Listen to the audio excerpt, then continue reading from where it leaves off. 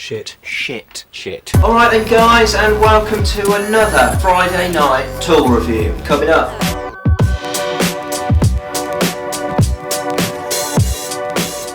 Okay then guys, so in this episode we're looking at this really basic valve lapping kit. Now, we purchased this right at the beginning of Project Mildred. We knew that this is something we were going to be doing, and so we purchased the kit. We have just recorded the video of us lapping the valves in, so that will be coming out at some point, although these videos might be running out of sequence to one another.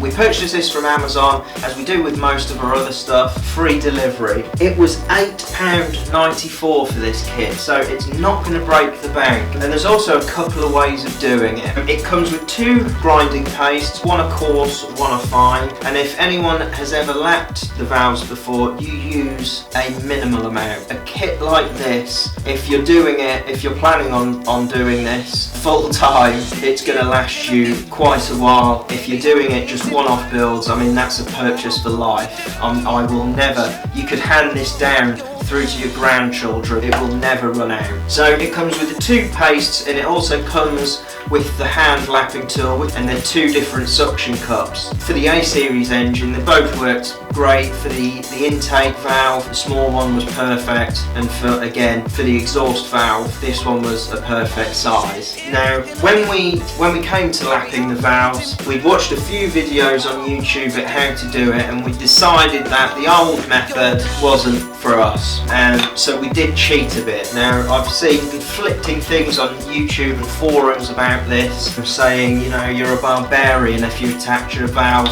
to the drill, you know, you've got to do it by hand. Just whatever is good for you is good for you. We ended up using two methods in the end. We used a drill on a slow setting, and I actually held, once the valve was in position, I actually held the valve with the drill from the back and seated the valve that way. We used a mixture of the two, and I used a socket attachment in the drill and pushed the sucker onto the attachment, so we were able to do it from the front as well. So I sort of did a hybrid of both, really, sort of pulled it from the back and pushed it from the front at different times, just depending on what worked out at the time. What I did find was having some brake cleaning fluid really helps during this process, because if you get any of the lapping compound, the paste, on the face of the sucker, it made it difficult for that sucker to stay on the head of the valve. Every now and again I found it a good idea to just spray it with a little bit of brake cleaner, wipe that off, and then stick it back on.